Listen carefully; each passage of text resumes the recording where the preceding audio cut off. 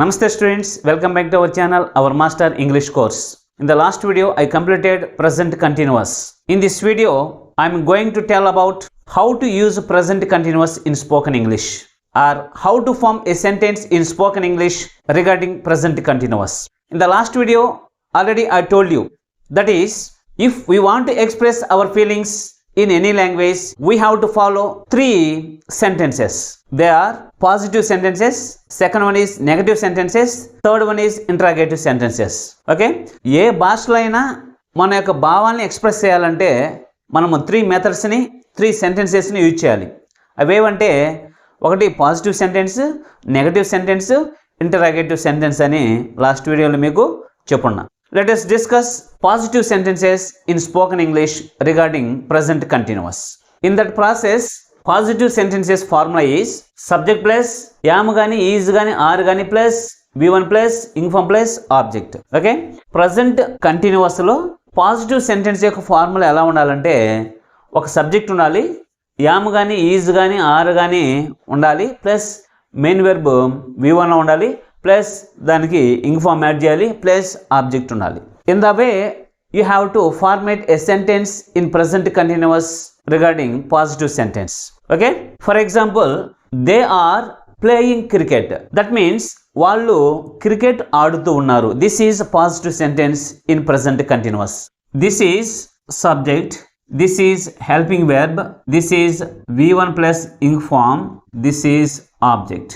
Okay, ఇది మనకు subject మనకు ప్లూరల్ కాబట్టి ఆర్ అనే హెల్పింగ్ వెర్బ్ని యూజ్ చేసాం, మెయిన్ వెర్బ్కి ఇన్ఫార్మ్ యూజ్ చేసాం, తర్వాత ఆబ్జెక్ట్ ఉందన్నమాట. అంటే ప్రజెంట్ కంటిన్యూస్లో పాజిటివ్ సెంటెన్స్ని మనం స్పోకెన్ ఇంగ్లీష్లో మాట్లాడాలంటే ఏముండాలి? ఒక సబ్జెక్ట్ ఉండాలి, హెల్పింగ్ వెర్బ్ ఉండాలి, మెయిన్ వెర్బ్కి ఇన్ఫార్మ్ని యాడ్ చేయాలి, ఆబ్జెక్ట్ ఉండాలి. ఓకే, అంటే దీని అర్థం ఏంటి? దే ఆర్ ప్లేయింగ్ క్రికెట్ అంటే వాళ్ళు క్రికెట్ ఆడుతూ ఉన్నారు. That is positive sentence regarding present continuous. Okay, next third one is the bird is flying in the sky. ఇక్కడ మనకు సబ్జెక్ట్ వచ్చింది, హెల్పింగ్ వెర్బ్ వచ్చింది, మెయిన్ వెర్బ్కి ఇన్ఫార్మ్ యాడ్ చేసాం, ఆబ్జెక్ట్ వచ్చింది. దిస్ మీన్స్ పక్షి ఆకాశంలో ఎగురుతూ ఉంది. అంటే ప్రజెంట్ కంటిన్యూస్ మనం ఎప్పుడు ఇచ్చేయాలి? ఏదైనా ఒక పని మనం మాట్లాడుకునే సమయానికి జరుగుతూ ఉన్నట్లయితే దానిని మనము ప్రజెంట్ కంటిన్యూస్లో చెప్పుకోవాలి.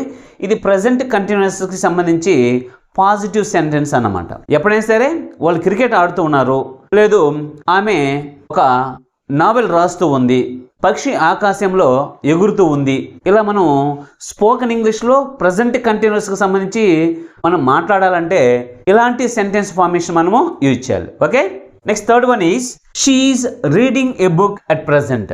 దట్ మీన్స్ ఆమె ప్రస్తుతం ఒక బుక్ని చదువుతూ ఉంది. ఇక్కడ మనకు సబ్జెక్ట్ వచ్చింది, హెల్పింగ్ వెర్బ్ వచ్చింది, మెయిన్ వెర్బ్కి ఇన్ఫార్మ్ యాడ్ చేసాం, ఆబ్జెక్ట్ కూడా ఉంది. That's why these are the examples of positive sentences regarding present continuous. If you want to speak English regarding present continuous in positive sentences you have to speak like this. Okay, ఈ విధంగా మీరు మాట్లాడాలి. Present కంటిన్యూస్లో positive సెంటెన్స్ని spoken ఇంగ్లీష్లో మాట్లాడాలంటే ఈ విధంగా మీరు మాట్లాడాలి. Now let us discuss negative sentences in present continuous. అంటే ప్రజెంట్ కంటిన్యూస్లో నెగటివ్ సెంటెన్సెస్ని మనము స్పోకెన్ ఇంగ్లీష్లో ఏ విధంగా మాట్లాడాలి అనేది చూద్దాం. Formula is subject plus yam కానీ, ఈజ్ కానీ, ఆర్ కానీ plus not plus V1 plus inform plus object. Okay, subject ఉండాలి, యామ్ కానీ, ఈజ్ కానీ, ఆర్ కానీ ఉండాలి, ప్లస్ నాట్ ఉండాలి, ప్లస్ V1 ఉండాలి, ప్లస్ ఇన్ఫార్మ్ ఉండాలి, ప్లస్ ఆబ్జెక్ట్ ఉండాలి. If you want to make a sentence regarding to this negative sentence, you have to format like this. Okay? For example, they are not playing cricket. ఇక్కడ మనకు subject వచ్చింది, are plus not వచ్చింది, plus main verb inform వచ్చింది, plus object వచ్చింది. అంటే positive సెంటెన్స్లో వాళ్ళు cricket ఆడుతూ ఉన్నారు, అది పాజిటివ్ సెంటెన్స్. నెగటివ్లోకి వస్తే ఎలా వస్తుంది? They are not playing cricket. They are not playing cricket. వాళ్ళు క్రికెట్ ఆడుతూ ఉన్నారు చెప్పడానికి స్పోకెన్ ఇంగ్లీష్ ఎలా చెప్పాలి? They are playing cricket. వాళ్ళు క్రికెట్ ఆడలేదు అని చెప్పాలంటే ఎలా చెప్పాలి? They are not playing cricket అని చెప్పాలి. Okay, that's why we have to format this sentence like this. Okay, second one is the bird is not flying the sky.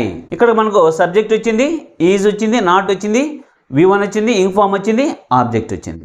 That means పక్షి ఆకాశాన ఎగురుతూ లేదు. ఓకే, అది నెగటివ్ సెంటెన్స్ అన్నమాట. Not కనబడిందంటే ఎక్కడైనా సరే అది నెగటివ్ అన్నమాట మనకు. Okay, next third one, she is not reading A book at present. ఆమె ప్రస్తుతం బుక్ చదువుతూ లేదు.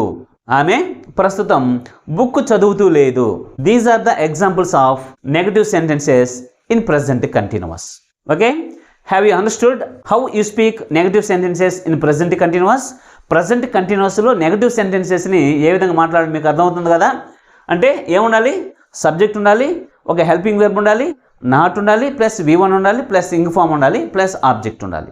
This is the formula of negative sentences in present continuous. These are the examples of negative sentences in present continuous. Okay, you have to observe very carefully. Next let us discuss interrogative sentences in present continuous. Let us see how to use negative sentences in spoken English regarding present continuous. For that, formula is am, is, are plus subject plus V1 plus ing form plus object. Ante if anybody want to ask question to anyone, you have to follow two methods. Either it is WH words or helping verbs. మనము ఎవరినైనా questions అడగాలంటే helping verb సహాయంతో అడుగుతాం, లేదా WH words యొక్క సహాయంతో అడుగుతాం. Interrogative sentences are very important if you improve your spoken English. Interrogative sentences అనేటివి చాలా important. If you ask questions you will get answer. నువ్వు క్వశ్చన్ అడిగితేనే ఆన్సర్ వస్తూ ఉంటుంది. Likewise you have to continue your spoken English. Likewise you have to improve your spoken English. ఎవరితో మాట్లాడుతూ ఉన్నట్లయితే question వేస్తే ఆన్సర్ వస్తుంది, question వేస్తే ఆన్సర్ వస్తుంది. కన్వర్జేషన్ని అలాగే కంటిన్యూ చేసుకుంటూ పోవచ్చు. ఓకే, మనం ఎప్పుడు కంటిన్యూ చేసుకోలేకపోతామంటే if you don't know how to ask క్వశ్చన్స్ని ఏ విధంగా అడగాలని చేత కానప్పుడే మనము ఆగిపోతూ ఉంటాం. That's why you have to improve, you have to concentrate interrogative sentences or how to ask questions in interrogative sentence regarding to any tense. Okay, మనము ప్రజెంట్ కంటిన్యూస్లో ఇంటరాగేటివ్ సెంటెన్సెస్ ఎలా చేస్తామంటే ఏ టెన్స్లోనైనా ఇంటరాగేటివ్ సెంటెన్స్ ఎలా ఉంటుందంటే ఆ టెన్స్లో ఏ హెల్పింగ్ వెర్బ్ అయితే ఉంటుందో దాంతో స్టార్ట్ అవుతుంది question. Okay, that's why in present continuous we have 3 helping verbs. What are they? Am, is, are. That's why any question in present continuous begin with helping verbs like am, is, are. Okay, that's why this sentence formation begin with helping verb is. Is తో ఎందుకు start అయిందంటే she అనేది మనకు third person singular కాబట్టి already మీకు present continuous చెప్పిన yam వచ్చి ఐకి వాడాలి, హీ షీ ఇట్కి ఈజ్ని హెల్పింగ్ వెర్బ్గా వాడాలి, వి యూ దేకి ఆర్ని హెల్పింగ్ వెర్బ్గా వాడాలి. కాబట్టి మనకు షీకి హెల్పింగ్ వెర్బ్ ఏమొస్తుంది? ఈజ్ వస్తుంది. కాబట్టి ఈ షీ గోయింగ్ టు కాలేజ్, ఆమె కాలేజ్కి వెళ్తుందా? ఇది question. That's why the sentence form like this. This is helping verb, this is subject, this is V1 plus ing form, this is object. Okay, ఇది మనకు helping verb, subject, V1 plus ing form, object. అర్థమవుతుందా? Next second one, are they watching movie? వాళ్ళు movie చూస్తూ ఉన్నారా? This is also questioning. This is helping verb, subject, V1 plus ing form, object. మనకి ఇది question కాబట్టి they వచ్చింది కాబట్టి మనకు హెల్పింగ్ వెర్బ్ ఏం రావాలి? దేకి ఆర్ వచ్చింది. కాబట్టి ఈ సెంటెన్స్ మనకు దేంతో స్టార్ట్ అయింది? ఆర్ అనే హెల్పింగ్ వెర్బ్తో స్టార్ట్ అయింది. ఇది ప్లూరల్ కాబట్టి. Okay, next third one is he preparing for the exam? అతను ఎగ్జామ్కి ప్రిపేర్ అవుతూ ఉన్నాడా? ఇక్కడ మనకు దేంతో స్టార్ట్ అయింది? ఈజ్ అనే హెల్పింగ్ వెర్బ్తో స్టార్ట్ అయింది. ఎందుకని? ఇక్కడ సబ్జెక్టు హీ వచ్చింది కాబట్టి. Okay, you have to format like this interrogative sentences in present continuous. Okay, ఈ విధంగా మీరు ఇంటరాగేటివ్ సెంటెన్సెస్ని ప్రజెంట్ కంటిన్యూస్లో ఫామ్ చేయాలి. అర్థమవుతుందా?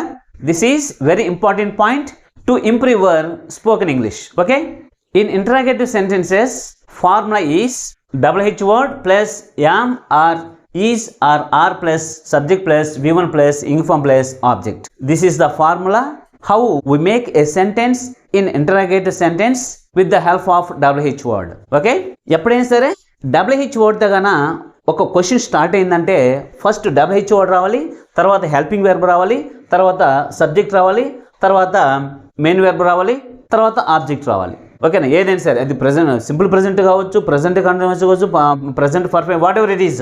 ఓకేనా, that's why we have to make this sentence like this. For example, when she is going to college, ఆమె కాలేజ్కి ఎప్పుడు వెళ్తుంది? ఆమె కాలేజ్కి ఎప్పుడు వెళ్తుంది? ఇక్కడ మనకు WH వర్డ్ వచ్చింది, హెల్పింగ్ వెర్బ్ వచ్చింది, సబ్జెక్ట్ వచ్చింది, main verb plus ing form వచ్చింది, main verb plus ing form ఎందుకు వచ్చిందంటే ఇది కంటిన్యూస్ టెన్స్ కాబట్టి ఆబ్జెక్ట్ వచ్చింది. అర్థమవుతుందా? ఈ విధంగా మీరు ప్రజెంట్ కంటిన్యూస్లో WH వర్డ్స్ సహాయంతో ఇంటరాగేటివ్ సెంటెన్స్ని ఫామ్ చేయాలి. Okay, next second one, where are they watching movie? వాళ్ళు ఎక్కడ మూవీ చూస్తూ ఉన్నారు? ఇక్కడ మనకు WH వర్డ్ వచ్చింది, హెల్పింగ్ వెర్బ్ వచ్చింది, సబ్జెక్ట్ వచ్చింది, మెయిన్ వర్బ్ వచ్చింది, ప్లస్ ఇంగ్ ఫామ్ వచ్చింది, ప్లస్ ఆబ్జెక్ట్ వచ్చింది. Okay, next, how is he preparing for the exam? అతను ఏ విధంగా ఎగ్జామ్కి ప్రిపేర్ అవుతూ ఉన్నాడు? Okay, this is also interrogative sentence with the help of WH word. That's why ఇక్కడ మనకు WH వర్డ్ వచ్చింది, ఈజ్ వచ్చింది, సబ్జెక్ట్ వచ్చింది, main verb plus ing form వచ్చింది, ఆబ్జెక్ట్ వచ్చింది. ఎప్పుడైనా సరే WH వర్డ్స్తో కానీ ఒక సెంటెన్స్ని ఫామ్ చేయాలంటే, స్పోకెన్ ఇంగ్లీష్లో ఒక వాక్యాన్ని మీరు మాట్లాడాలంటే ఫస్ట్ WH వర్డ్ రావాలి, హెల్పింగ్ వెర్బ్ రావాలి, సబ్జెక్ట్ రావాలి, మెయిన్ వెర్బ్ రావాలి, తర్వాత ఆబ్జెక్ట్ రావాలి. Like this you have to make any sentence in interrogative sentences with the help of WH words. Okay students, you have to learn very carefully what I said in this video regarding spoken English in present continuous. Okay, in the next video we will discuss another important tense, present perfect. Okay students, దీనికి సంబంధించి మీకు ఏమైనా doubts ఉంటే comment సెక్షన్లో comment చేయండి. Okay students, see you later in the next video. Thank you for watching. వీడియోని like చేయండి, subscribe చేయండి, పక్కనే ఉన్న బెల్ ఐకాన్ని క్లిక్ చేయండి.